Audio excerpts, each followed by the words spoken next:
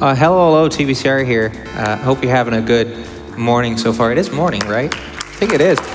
This is the earliest I've had a run at the event, I think. But yeah, this is Rise of the Triad. This came out in 1994, originally for MS-DOS. It was made by the developers of Incredible Power, mainly headed by Tom Hall, who used to work at id Software. And this is the Night Dive Studios remaster from 2023. And well, this is my opinion. This is a pretty sick game, let me tell you. But we're going to be doing Ludicrous settings, and I know what you're thinking. What does that mean? Well, you see these three options right here? Well, these are the settings. So I turn off the original things, and then we have what Night Dive has presented to us. But before we begin, I do know there is a bid war for which particular version of this great soundtrack by Lee Jackson and Bobby Prince. So which version are we playing with? We are lucky enough to be hearing the 1994 OPL soundtrack. Chad, thank you so much for raising $359 for the Prevent Cancer Foundation to make that happen. And good news, it's already set, so let's go. All right, so I'm gonna hit the difficulty here and time will start. Before we begin, I need to explain that I'm playing with Ty Barrett. There is a faster character, Lorelei, but she has a little bit less health than Ty Barrett. In my opinion, I think the trade-off between the health and the speed is kind of worth it because you die less faster. So let's go. So we're gonna start the run in 3, 2, 1, go. All right, so the plot to the game is you're a member of a task force named Hunt. You have been sent to an island off the coast of California to stop a cult from destroying the world, so, you know, don't die.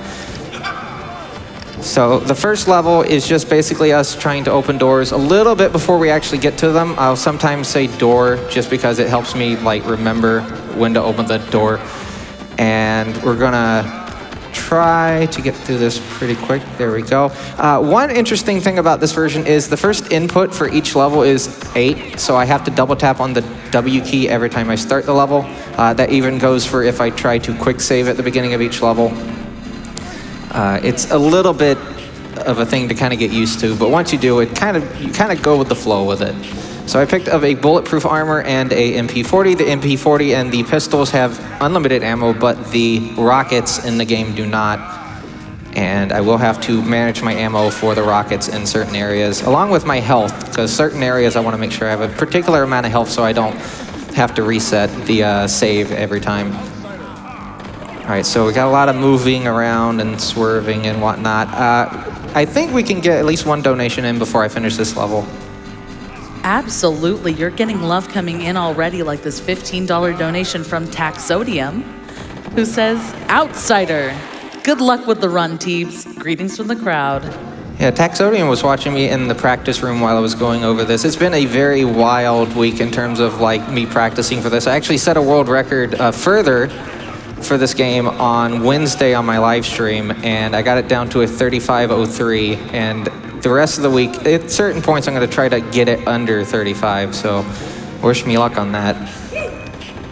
All right, so there's a knife here. I'm just gonna pick it up to demonstrate it. There's a knife. So normally in the DOS version, there's this fun little behavior where if you pick up the knife, it would persist through when you exit to DOS, but in this version, it only lasts until the end of the level.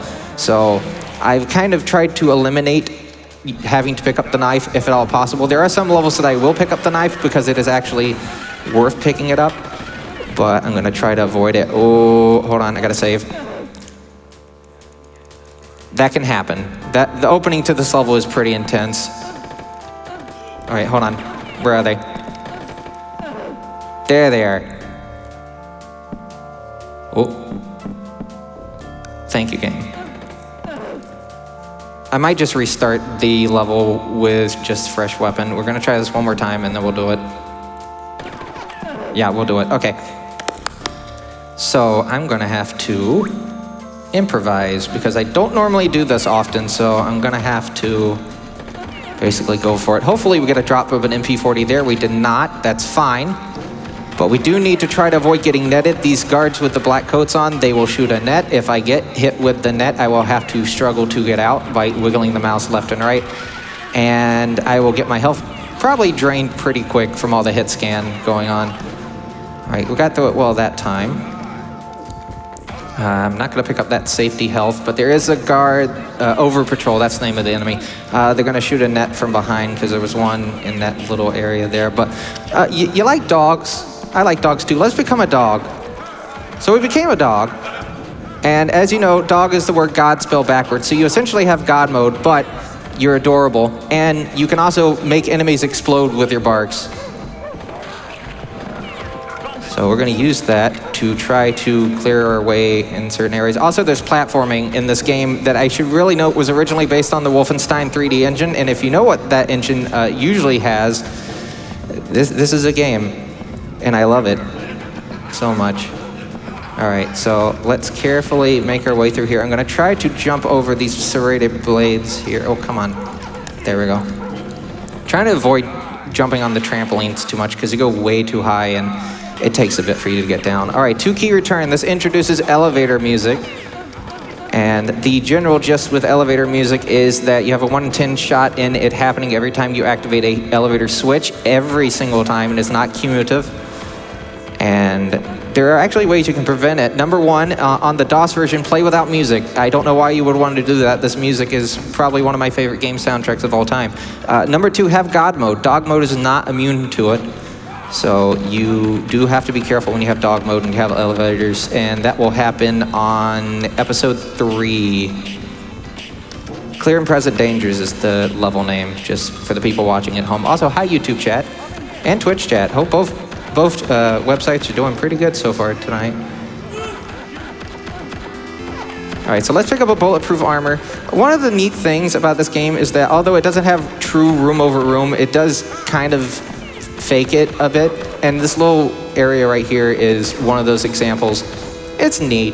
For an engine that originally came out in 1991. All right.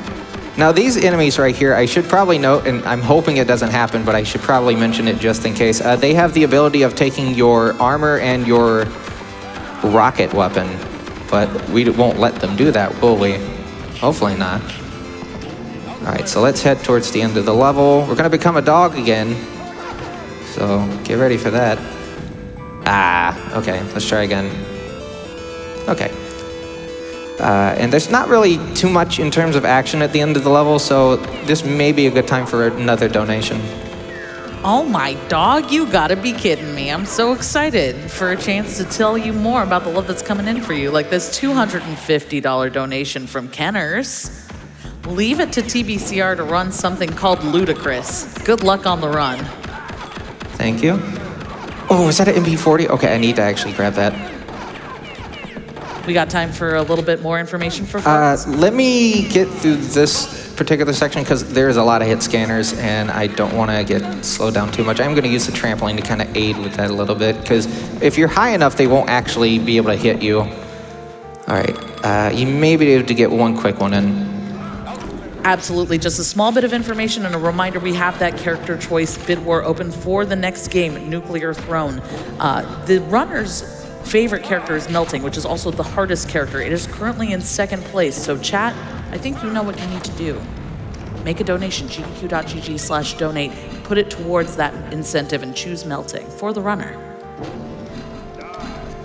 All right, so I picked up a weapon a bit ago called the Flame Wall, and it has the funny effect of whenever enemies get hit by its blast, they turn into skeletons and sound like xylophones.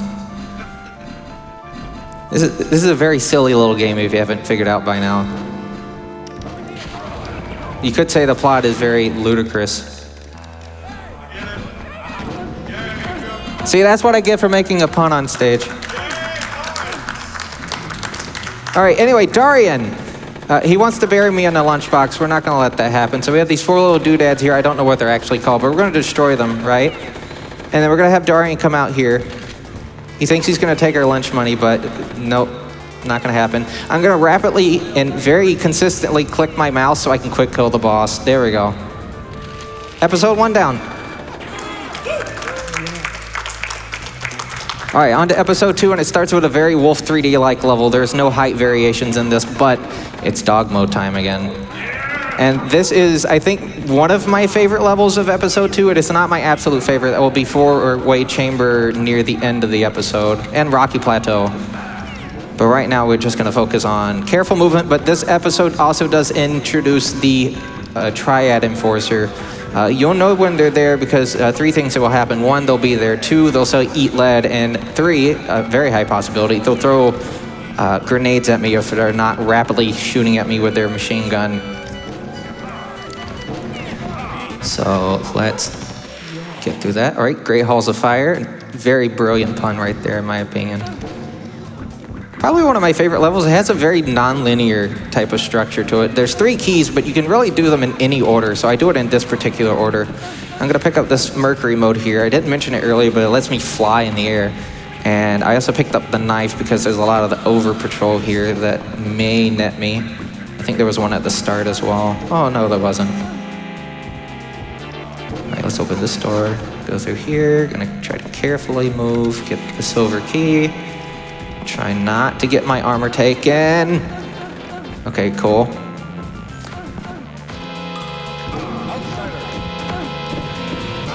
The armor helps protect against fire, but I should obviously note, you may have noticed the name of the armor. Please don't mess with asbestos, it's kind of bad.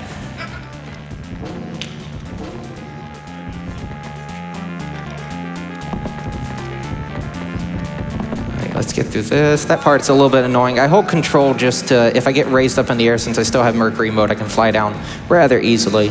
And now we get to finish up the level and we get to head into, well, oh, hi, Mark. All right, so the room has no enemies that you're actually gonna see. I think it has like 2 actually, but this is mostly just you and the obstacles that is the level itself. And we're gonna have to hit a touch plate there. We're gonna head over here to, yep, had to think for a second. I'm gonna hit this switch twice. It will cause these fire jets that shoot fireballs out to not happen. So we can safely get that key there. Unfortunately, we can't turn these off, so we're gonna have to time it. Grab another Mercury mode. I can activate switches no matter how high it is.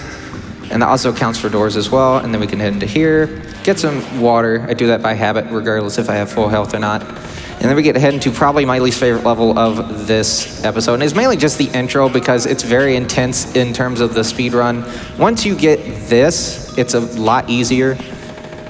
But I will have to get full health. I'm gonna shoot a rocket at that priest porch. It does heat it up. It does give you more health when you do that.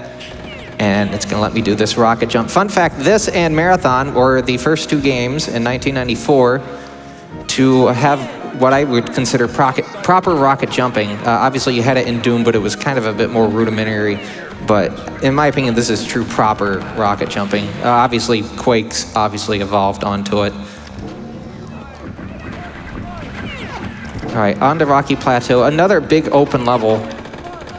And I wanted to make sure there wasn't an over patrol there. There was, but I did take them out, so we're not gonna have too much issues there. We're gonna head over to here, and after I hit this switch, you can read off another donation. I just need to make sure I get past the flame jets. All right, cool. Fantastic. You know, folks are really excited about the fact that you can turn into a dog in this game. Like Phoenix Captain, who donates $5 and says, you can become a dog in this game? 13 out of 10, game of the year. So right, Phoenix Captain.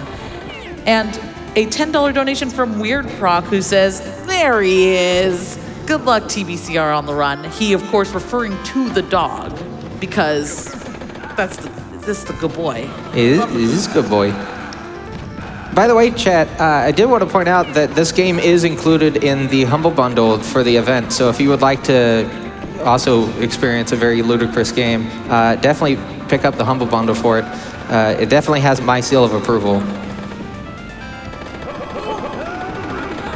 All right, I gotta be careful here because there's a, yep, Triad Enforcer. Luckily, 2 bazooka rockets will take them out. 3 of the heat seekers will be needed to take out the Triad Enforcers on the easiest difficulty. And I must stress, even on easy, this game can be pretty hard, even casually, if you're not careful. All right, so on to 4-way chamber. Now this has a sequence break in it. And I saved, I think, right as I got netted, so that's not gonna help. All right, let's try this again. The game just wanted to give you a little bit more time to get in some love. All right, so we're going to head into here. I'm going to shoot a rocket now to heat that up. You can tell it's heated because it's flashing red. I don't know if I would eat porridge that's flashing red. That seems a bit not safe, but you know, it's safe in this universe. All right, so we're going to head into here. And then we're going to push this push wall and then jump over. And now we've skipped about a good third of the map. And it's one of the most annoying sections in my opinion, so I'm very glad we were able to realize through looking at the map that you could just do that. Ooh, that happens sometimes. Sometimes I'll be able to phase through the column entirely and not take damage. You'll probably see that in episode 3. But I do need to focus on this just a little bit. The ending can be pretty nasty because they'll put a Triad Enforcer right at the very end of this hallway, and more often than not, they will hit you with a grenade, so I do have to be a bit careful. All right, just over patrol. Here we go. And for the Red Dwarf fans, it's Sebastian Christ.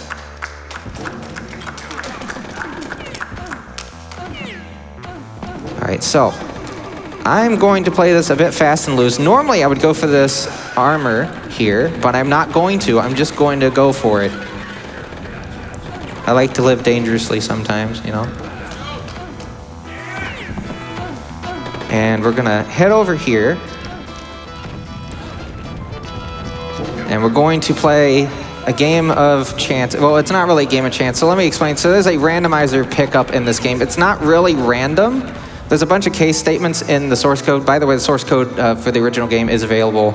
It was released under the GNU GPL license, so you can go on to, I believe, the 3D Realms archive site, and also it's on GitHub and look it over. But there's a bunch of case switches, and it basically cycles through 4 items. It is Shrooms mode, God mode, Elasto mode, and Dog mode. And in this particular level, I want God mode, because I can one-shot the boss if I can get to them in time. And I will be able to get to them in time, but I also want to pick up a bazooka at the end of the level. So I can't go fast, but I also have to go fast. Does that make sense?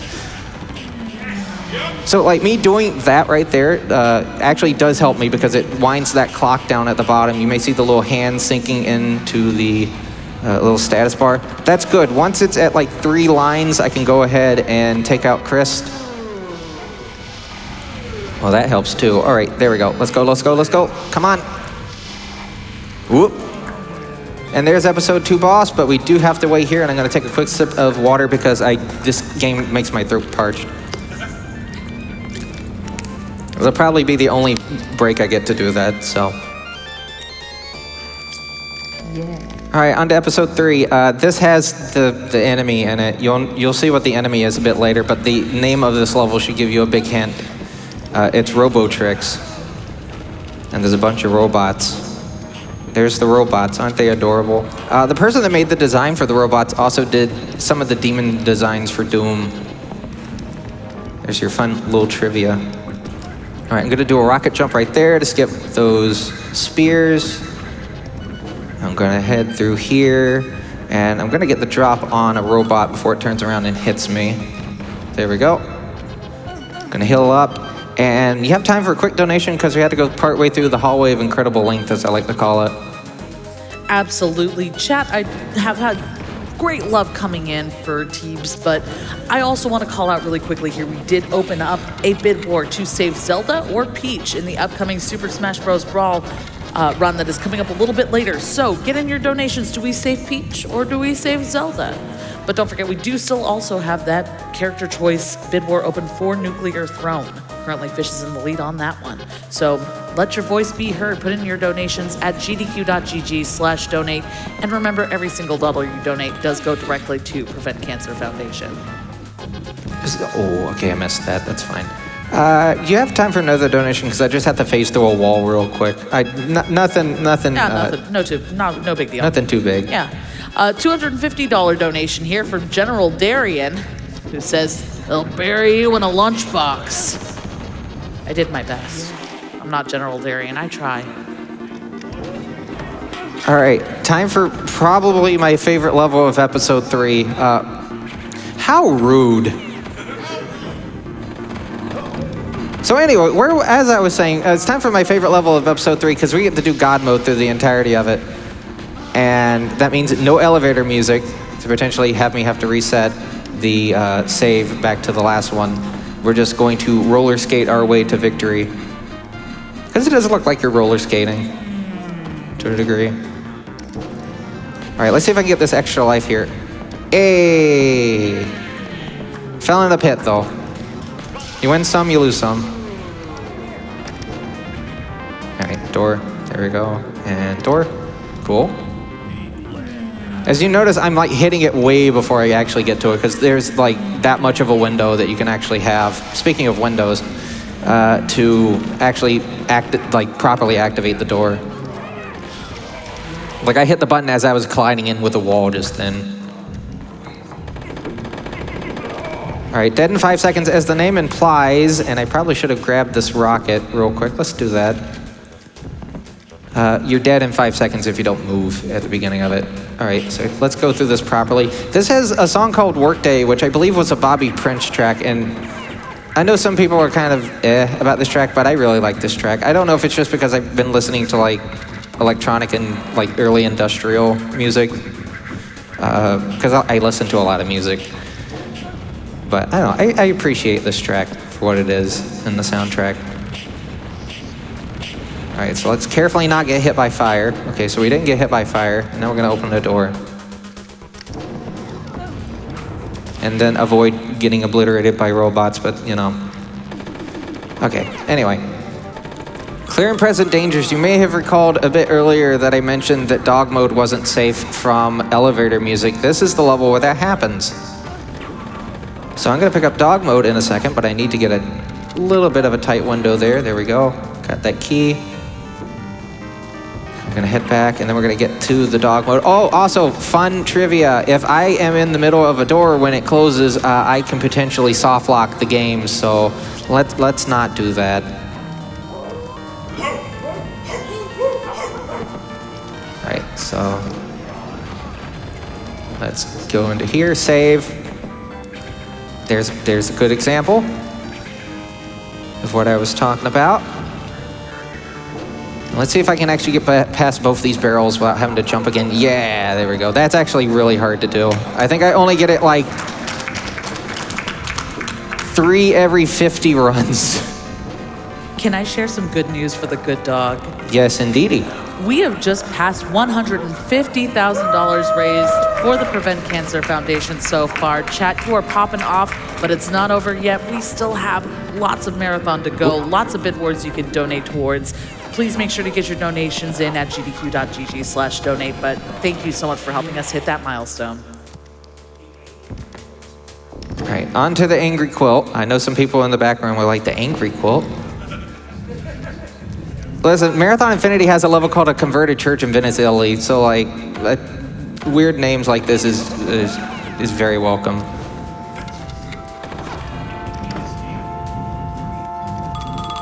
All right, so let's get a bulletproof armor here. So there's actually another strategy you can do for this level, which is you pick up, there's a random power up a little bit later here, and you can go for God mode, I believe, or dog mode. But I pick up that bulletproof armor because you can just not have to deal with the random chance and constantly saving and reloading the save. You just get to it. All right, so let's see what we have here. I'm hoping for no enforcers as we head down here. Obviously you're gonna hear enforcers, but I don't want them directly in our path, and I had to open my mouth. All right, so before I go into this elevator, I'm gonna hit this switch, and then, okay, I thought I was gonna get double musicked, but no. I'm gonna start as soon as we leave here with a rocket jump, and then we're gonna try to thread the needle because I wanna get back to where I started, but I don't wanna do another rocket jump, and any bumping into the walls will make this a little bit harder. Okay, first try, second try, good. And elevator music immediately afterwards to greet me. Oh, hi there. Bye there. All right, let's fill up on our health. We're about 2 levels from the end of episode 3 at this point. Episode 4, I think, takes the most time out of all the episodes, but there's a good reason for that. I want to get some of these guards out of the way. Oh, don't you gimme that. Okay. 3 sets of the columns. That one had both of them going up at the same time. Most ideal to go up.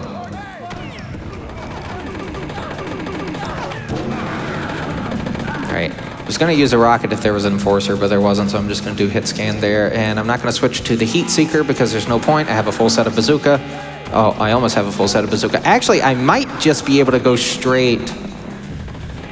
Oh no, I still have to go pick up the bulletproof armor. I was going to say I was going to potentially avoid picking up the bazooka refill, but it may still be beneficial to pick that up. It's right here.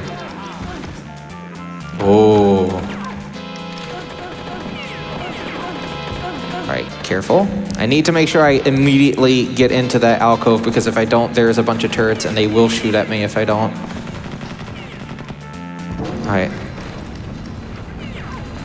This is a fairly recent thing I've started doing, which is just going for it. But I had to get some safety health as well. Ooh. All right, so hopefully no enforcer here. Hopefully enforcer here. No. Time it. That's fine. All right, so I need to make sure I keep as much of this bazooka, this heat seeker as possible. We do need to use it for the next level. And I'm going to, Did I get, okay, maybe I didn't lose it like I thought I did. All right, let's just head to the exit. Oh, take 2. Game, thank you. Let's go fight enemy, that nasty metal enforcer. This is probably one of the most infamous bosses of this game, and I'm here to let you know that this boss is actually very, very straightforward. I'm going to actually explain the behavior enemy now because it's better to me explain it and then you see it in application. So, enemy is just going to basically see me, attempt to move to where I went. If I am nearby that location, by the time it gets there, it will attack me. And then it will update its coordinates of where I am at and add infinitum until either I am dead or it's dead. So let's set up here. Oh, okay. Try again. There we go. So I'm gonna get the firebomb right there, and then I'm gonna try to hopefully get 10 shots of this off. Oh, there you go. Okay, I got 9, so I should only have to do 2 more or 1 more. The firebomb's a bit weird when it comes to damage. Yay, that's a good enemy. That's a really good enemy. All right, so we're gonna refill our health, refill our rockets. Yeah. And then we're gonna get down to monkey business, as it says right here. The spoiler, there's monks. But that's okay, because we can head into this little area here, and we can go get a god mode and deal with the monks. If only we could do that with every level. The monks can be very annoying. There's 2 types. There's one that walks up to you and drains your health, and then there's another one that will shoot basically like firebolts at you. Effectively rockets. All right, there we go. Another randomizer coming up. But I need to clear some enemies before I do it. So I want to get dog mode specifically because I need to grab a key that is in an area that you can only get to as a dog. There are definitive dog modes in a separate location, which we will get to at some point. In fact, we're heading there right now. But you have to take, I believe, 3 trips in the elevator to do it, and I don't want to do that. All right. Now for some dog strafing. That's right, dog strafing. All right, so gotta carefully maneuver over these gravitational anomaly disk GADs, and we're gonna try to. Whoop. I probably should have saved before I got this part. But oh well. We're gonna live in the now. All right, there we go. Ew. All right, anyway, let's head towards this elevator here. And if I have enough left, by the time I get to the next section, I'm going to attempt to go for the key. Oh, okay. Apparently it wasn't called.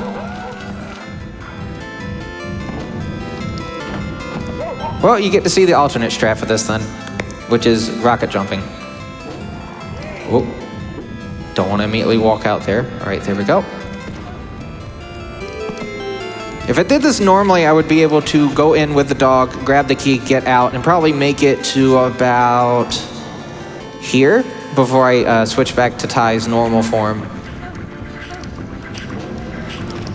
All right, after this ending, you might be able to do one quick donation, just as a quick heads up. Ooh. Come on, there we go. And we're gonna backwards into the exit. All right, crushing defeat. You'll never guess why it's called that. There's crushers, spoiler alert.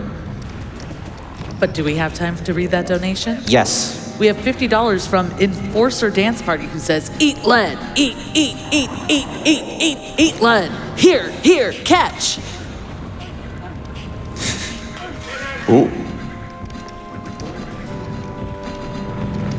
I really enjoyed that. I know what that's a reference to. That's the Civi 11 video. I really enjoy that video.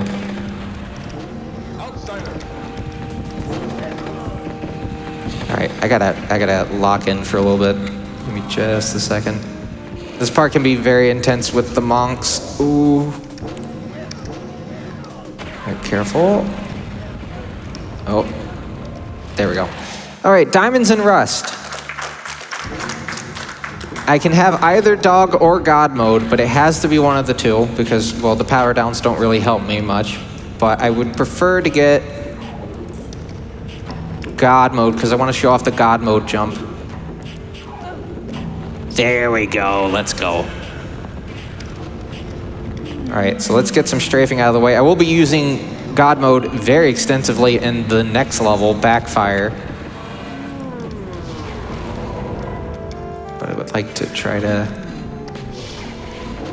do some sick stuff here. The downside of having God mode is you do have to deal with the jump pads here, but you can essentially clear the way otherwise. And no elevator music, which is always a plus. Okay. All right, hit through there. Good timing there. There's a number of cycles in certain levels that I definitely have to keep an eye on, and that was one of them. You can hit that switch and turn it off, it doesn't matter. The way out's been opened. And I got to this switch before I ran out of God mode, so that's very good. And I just charge up and fire a Dark Staff right there, just in case there was a Deathfire Monk, and there's one right there. And now we need God mode, and then we can enjoy quite possibly my favorite level of this entire game. Nope. That kind of shows that it isn't actually random, because I got it 4 times in a row, I think. But yeah, let's go. So I'm gonna open the door. I'm gonna carefully not walk in front of them, because I will get dragged by the blast. And we're gonna see if we can open the windows kind of quick. Yep, grab that key. You're gonna head through a secret exit here. See if we won't get caught on the wall. I just waited until it started moving again.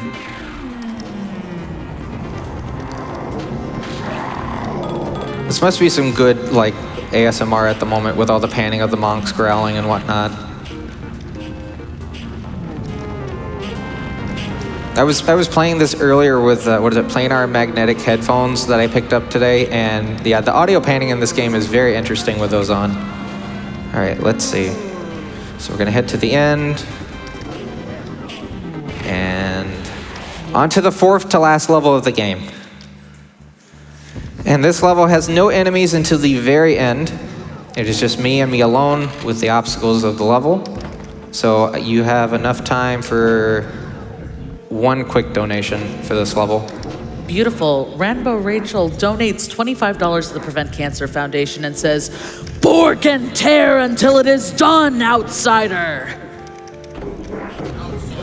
All right, so we're at the ending. I intentionally took out those 2 Deathfire monks because if I do not, this part right here, ooh, that part would have been a nightmare, but it may be a nightmare regardless. Let's see. No, it wasn't a nightmare, but we do get a lot of text on the screen. Okay, let's head towards the end. So, the last level of the game is split up into 3 individual levels. The Lair of El Oscuro, there's the Canyon Chase, and then In the Dark Nest, and don't know why I went over there, but this level is pretty interesting because we're not actually going to fight the final boss. This is an exercise in pacifism against the final boss, but you'll see what I mean a bit later. It's kind of a sneak peek, so to speak. So let's carefully get these 2 Deathfire monks out of the way, get the gold key. Didn't get good on the timing there, but that's fine. And after I pick up the next key on the way back to this specific elevator, you should have time for a donation, but let me, ooh, how rude. All right, anyway, let's go for that key. I have to be very quick with this because if I take too long, I will get obliterated by the Deathfire monks, so we're in and out. Yep, they start charging as soon as they see you. All right, I'm gonna go for a safety help, but yeah, you can, you have time for a donation. Absolutely. I Don't Exist donates $5 and says, I guess you could say he got that dog in him. Haha. I'll promptly see myself out. Probably have time for one more before we get to the actual quote-unquote fight. Sure. Katie donates $25 and says, breaking that 150K round number for that good boy. Oh. I keep forgetting that elevator's the shortest one in the game, which makes it really funny if you get elevator music and don't save properly. All right, so here's El Oscuro. Say hi, everyone. We're gonna do a little dance with El Oscuro because I can't directly attack El Oscuro. If I do, my attacks will be basically rebounded back towards me. But by dancing with El Oscuro, we're actually slowly chipping away at the health that El Oscuro has.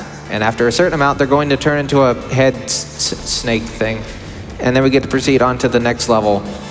So my goal is to both move in a way that they go straight back down and attack, but also don't die. Underline that, put it in bold, circle it if you need to, just don't die, and then we can head on to the canyon chase.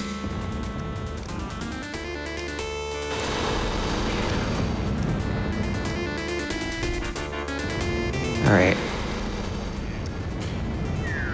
Do need to lock in a little bit here so I don't, especially since I need to pick up another armor. There we go. Now, if they don't do any different attacks than the 2 they've been doing, after the green kind of like star attack, they should turn into a head at a certain point.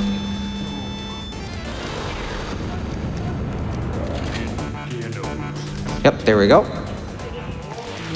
And now we head on to the canyon chase. Now, this is probably the best opportunity to get as many donations as you can before the last level. Fantastic. E-Knight donates $25 and says, ROTC Gaming. So cool to see this make it onto GDQ. Followed this game for quite a bit of time and was shocked to hear it on the lineup. Here's to a ludicrous run.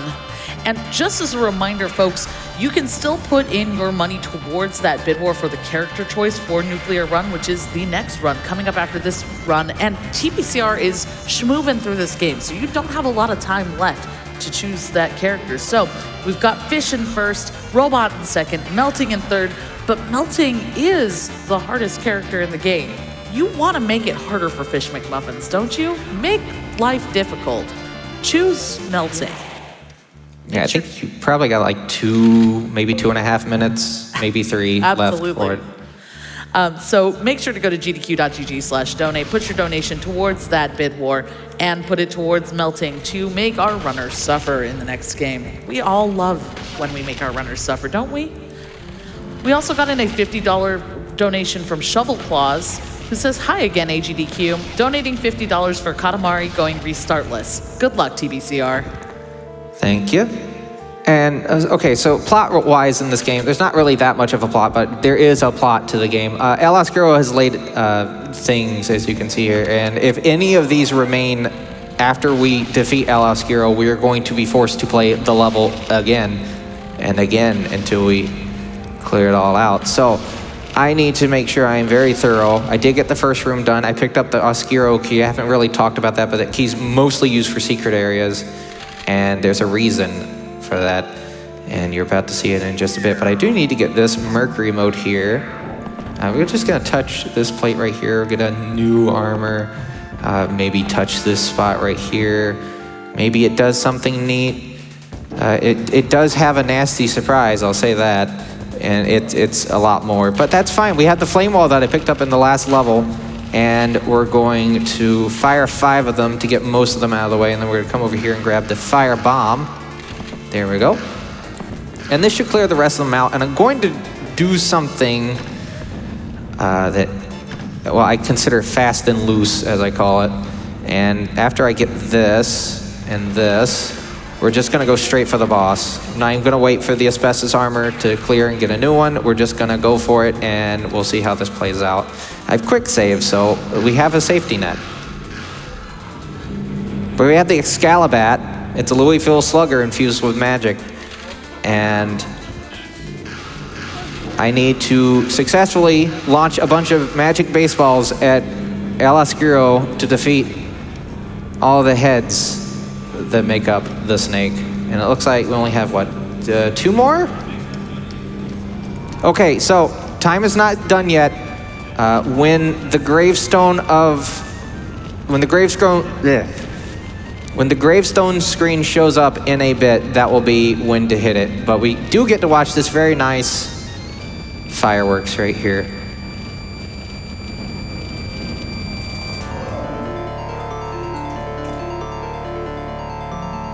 Ooh.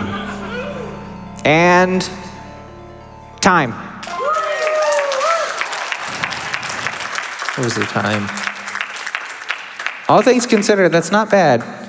Most of my runs have been under 40 minutes, and obviously I did mention earlier that I got a 35:03 earlier this week. So again, considering everything that happened, that's not bad. But we do get to watch the ending cutscene to the game. There's a lot of explosions. If you like explosions, this is definitely for you. I'm gonna get my PDA with my shout-outs ready while this is going on.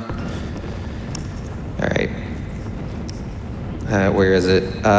Okay, here it is. Plus, we also need to see this cutscene to see if I actually did it properly, which I think we did. I didn't see any more.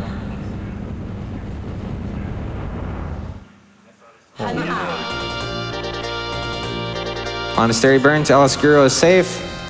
Despite that, they didn't have a budget for a skiff, so they had to swim 20 miles back to mainland. Oh well. And we did it! And with that, I do have a few shout-outs and one additional thing that I do need to mention, but let me mention the shout-outs real quick. My sister, Caitlin, has actually showed up for her very first event, and I'm glad she accompanied me because I definitely needed the support for this event. I do want to thank Rip Chip, who is the other main runner of the game. Unfortunately, he couldn't be here. Also, his girlfriend, Honeybird. I want to thank Apogee, both old and new forums, and Night Dive Studios for having this release come out. I do also want to thank Tom Hall and the developers of Incredible Power for making this game. It is on the list of my favorite FPSs, along with Marathon, Quake, Doom, and what is it? I don't think the Fortress of Dr. Adiaki. That's on a list, but I don't know which list that's on at the moment. And I do want to mention that this run is dedicated to my grandfather. Unfortunately, 2 weeks after AGDQ last year, he passed away from stage 4 liver cancer. So, yeah. So I'm glad I was able to do this run. I do thank GDQ for letting me come on stage and do it. I do want to thank all the people that have helped support me up to this point. And yeah, I do hope you have a good rest of the marathon. There's some sick runs coming up. Definitely stay tuned for Awful Block on Thursday.